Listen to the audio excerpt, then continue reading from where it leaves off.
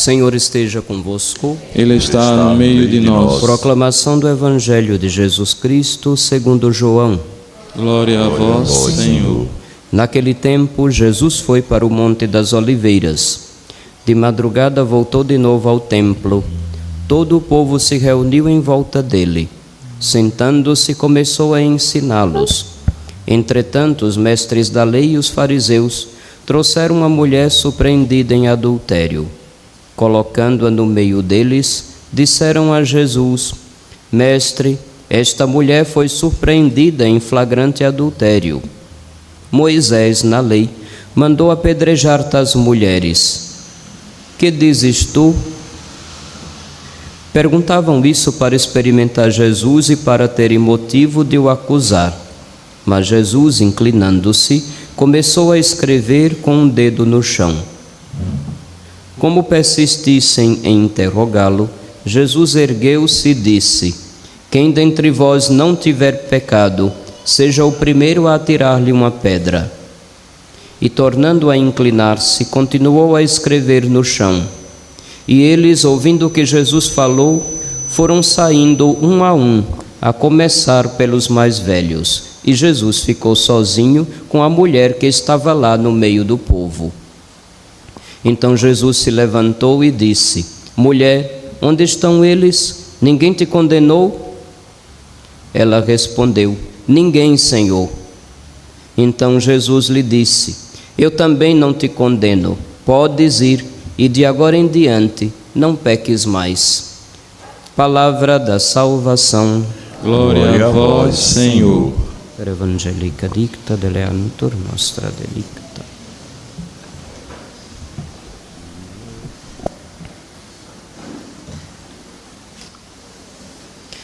Filhos, quem acompanha a liturgia de todos os dias já deve ter percebido que a liturgia de cada dia, desde segunda-feira passada, vai se concentrando sobre os motivos que levaram nosso Senhor a ser odiado, julgado, condenado, torturado e crucificado.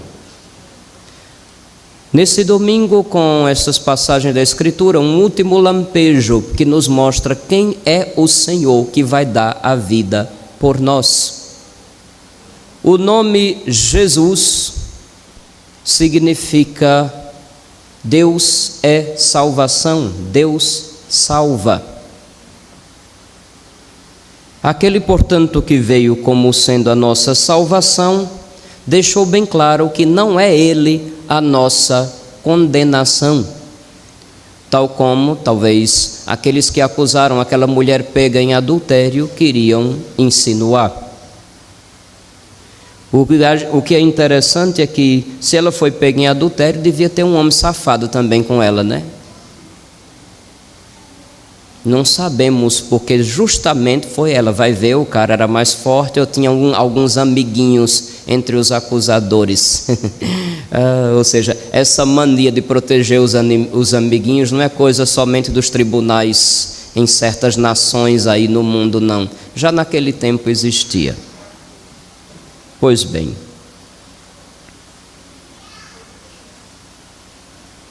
a lei mandava, de fato, tomar uma atitude, porque o objetivo da lei era manter a pureza ritual do povo de Israel.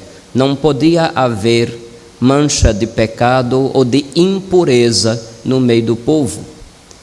Para vocês terem ideia, até mesmo a menstruação da mulher era vista como um período de impureza. Ela não podia estar no convívio com as pessoas e assim por diante. Porém, não vamos nos apegar tanto a esses detalhes. Temos aqui um grupo de acusadores e a pessoa acusada. Da parte dos acusadores, aquela arrogância de se acharem os melhores em cumprir a lei. A acusada, o que tinha de falar de si, a não ser expor o seu próprio pecado? Não tinha como dizer, eu sou inocente. Mas também podemos dizer que dos acusadores era muito complicado alguém dizer que era inocente, tanto que a resposta de Jesus, quem estivesse em pecado atire a primeira pedra, fez com que fossem se retirando, a começar dos mais velhos. Pelo menos tinha uma virtude. eles eram sinceros com sua própria consciência. Porque já imaginou se tivesse gente falsa ali, o tanto de pedra que ia voar? Você já consegue imaginar? Naquele tempo, pelo menos, ainda havia um pouquinho, um resquício de dizer: fulano é alguém de palavra. Se queriam que a sua palavra fosse levada a sério ao condenar um pecado e uma pecadora, como estavam querendo, era necessário que primeiro levassem a sério o que se passava no seu interior. O agir segue o ser. E se a pessoa não age conforme o que tem em si, ela se torna uma fraude permanente. A pessoa que não age de acordo com o que ela acaba sendo frustrada, infeliz e faz infeliz várias pessoas. Agora, claro, isso não significa que a gente vai ter que empinar o nariz de uma forma arrogante e tentando permanecer e desculpar e justificar os seus próprios pecados, ficam dizendo: eu sou assim, me aceitem como eu sou. Não se trata disso. Agir conforme o ser.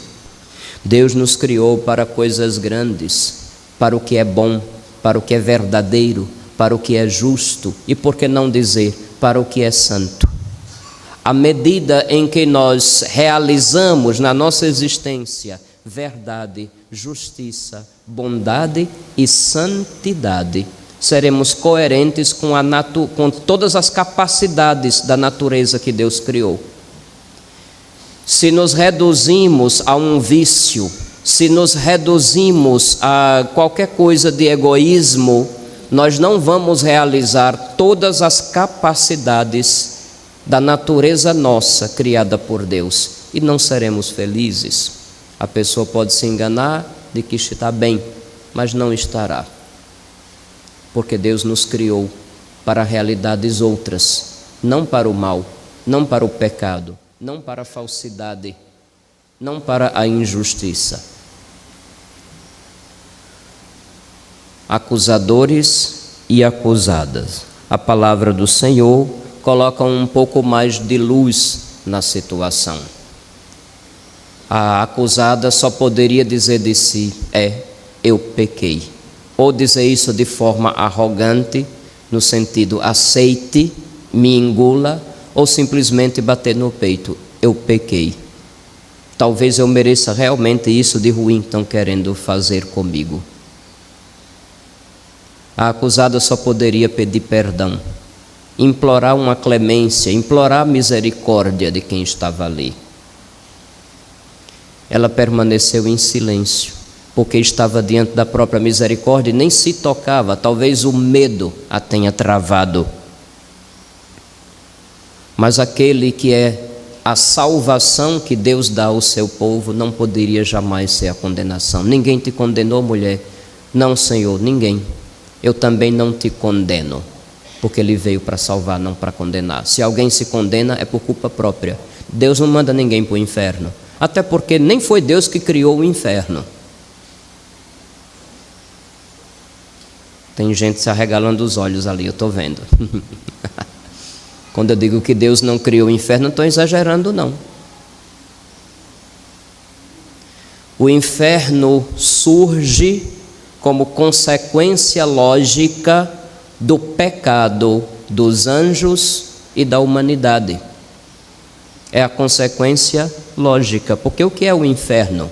O inferno é a consequência de um afastamento de Deus. Deus criou todos os seres por amor, e o amor de Deus deseja que aquilo que Ele criou esteja em união, em harmonia com Ele, que é o amor. Qualquer um que quebre e se afaste dessa harmonia cria o inferno. Não é criação de Deus. Fui lógico ou estou exagerando, falando grego demais hoje? Pois bem, meus filhos, como aquela mulher se encontrava diante daquele que veio como salvação de Deus para o seu povo, não teria lógica nenhuma ele também condená-la. Porém, ele também diz: vai e de hoje em diante não peque mais. Vocês já me ouviram dizer em tantas vezes, nós somos uma religião de aliança. Existe um compromisso dele conosco e deve haver também um compromisso nosso com ele. Deus não se impõe goela abaixo em ninguém, nem mesmo no seu amor, nem na sua misericórdia. A misericórdia vem a nós, nos estende a mão e nos faz um convite. É necessário que a gente ouça, que a gente aceite o convite e também dê os passos. Lembra da parábola do filho pródigo, na última semana? Ele teve que se tocar, ele teve que começar um caminho de volta. Depois o pai completou o caminho correndo até ele. Aqui é dito: vai e de hoje, eu também não te condeno, vai e de hoje em diante não voltes a pecar. Deus deseja recomeçar com cada pecador ou pecadora que se arrepende. É isso que essa palavra de Deus hoje quer nos recordar, meus filhos. Claro que isso não quer dizer que agora a gente vai inventar, cada um inventando o seu modo de novo estar em paz ou quite com ele. Não é assim. Quando há uma ofensa, os termos da reconciliação ou da paz são dados pela parte ofendida e não por quem ofendeu. É muita arrogância quando certas pessoas empinam o nariz para dizer: eu vou lá no fundo de casa, no pé da jaqueira e me confesso direto com Deus. Eu escutei muito isso. Todo mundo tem jaqueira no fundo de casa nessas horas. E passa o tempo da jaca e cadê? Não chega lá em casa, nem um baguinho. É muita arrogância a gente achar que é a gente mesmo que define o jeito de estar de novo em paz com Deus. Não. No pecado, o ofendido é ele. E é ele que tem o direito de dar os termos da reaproximação, do recomeço, da reconciliação. Por isso que no domingo de Pentecostes, ao dar o Espírito Santo, ele dá aos apóstolos o poder de perdoar pecados. Aí me chama a atenção também que algumas pessoas dizem: padre, o que será que Jesus estava escrevendo quando aqueles homens acusaram a mulher? Vale a pena recordar. São Jerônimo, já ouviram falar dele? São Jerônimo, que foi quem traduziu a Bíblia dos originais hebraico e grego para o latim, por ordem do Papa Damaso. Ele, comentando os evangelhos, vai dizer, imaginando, que Jesus estaria escrevendo na areia os pecados dos acusadores que estavam ali.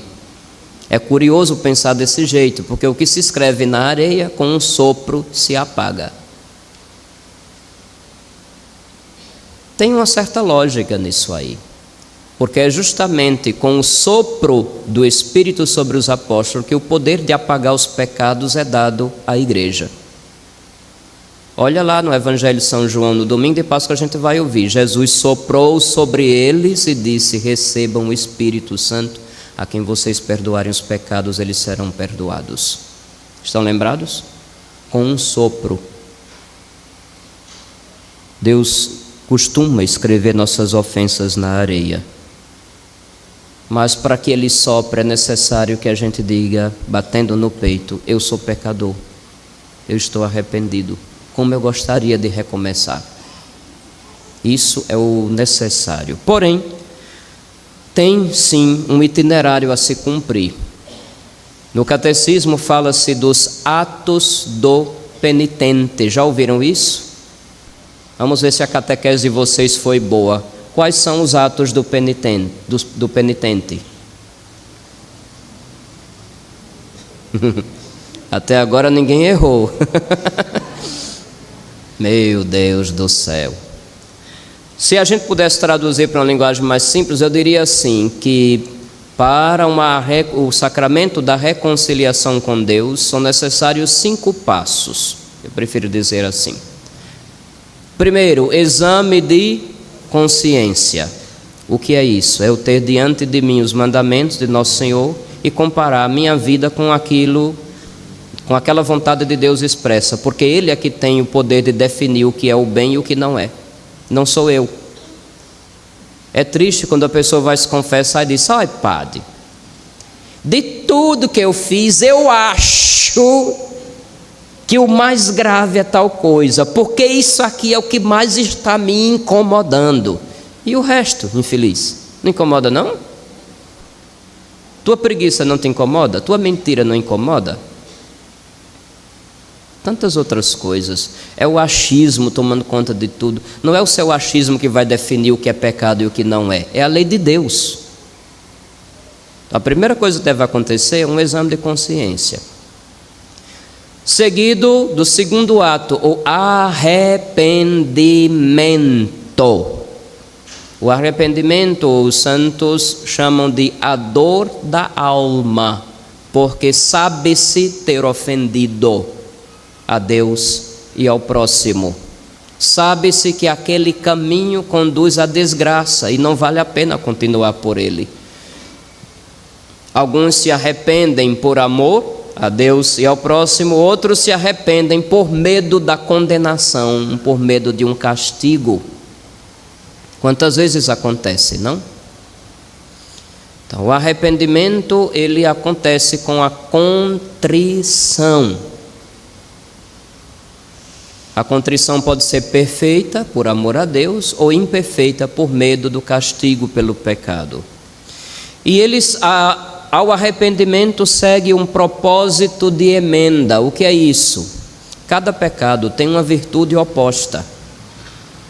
Emendar é reparar, é recompor o que foi quebrado, refazer o que foi destruído, reaver o que foi perdido. Por exemplo, o propósito de emenda de quem roubou, qual seria? Qual seria o propósito de emenda de quem roubou? Devolver, né? E se além daquele prejuízo em si ainda causa outros prejuízos, ainda indenizar, né? Mas a gente vive num país onde eu não posso falar não, né? Ainda estou proibido. Mas a língua está coçando.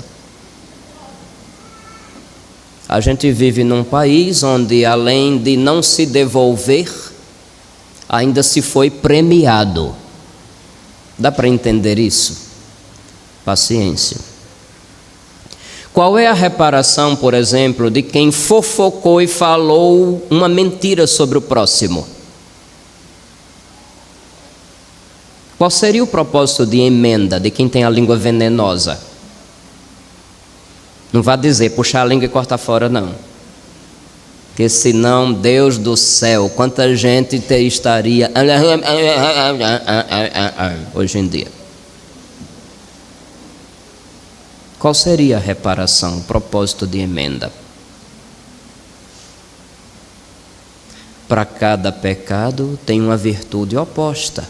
Precisamos nos questionar e decidir tomar um caminho diferente daquilo que a nossa consciência nos acusou e de que estamos arrependidos.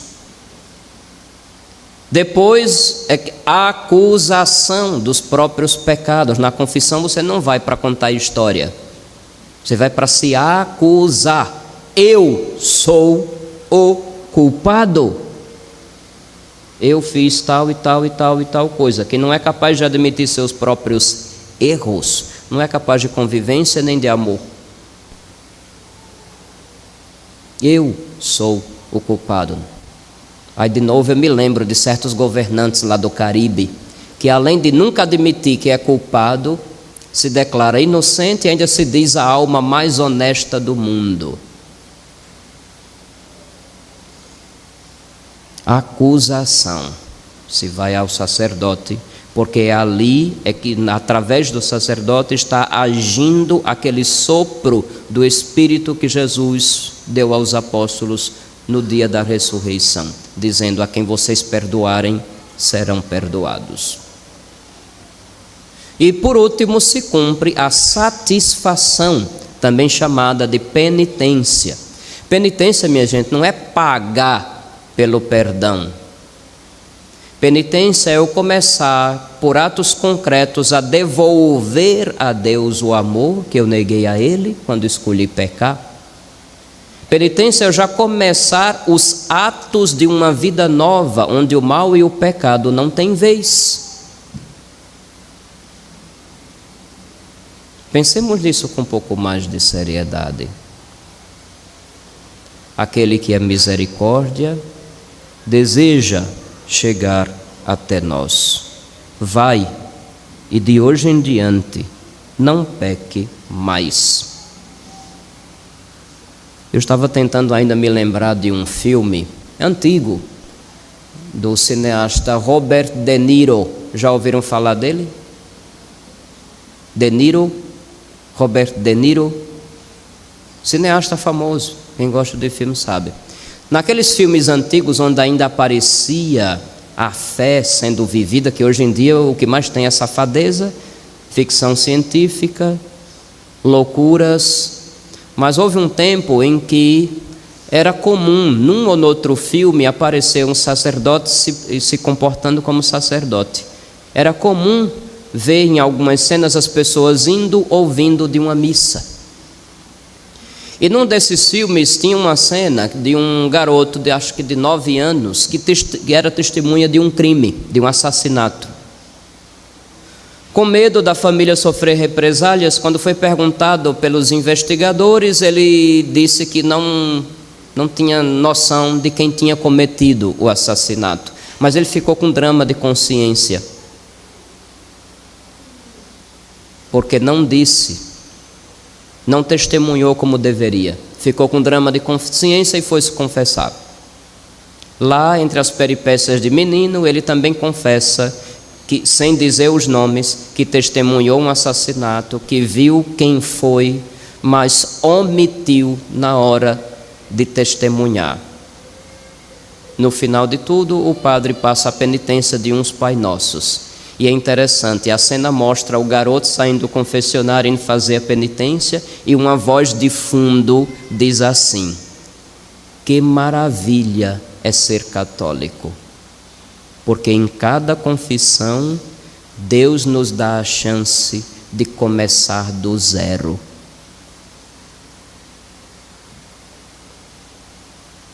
Quem entendeu vai aproveitar as chances que se dá.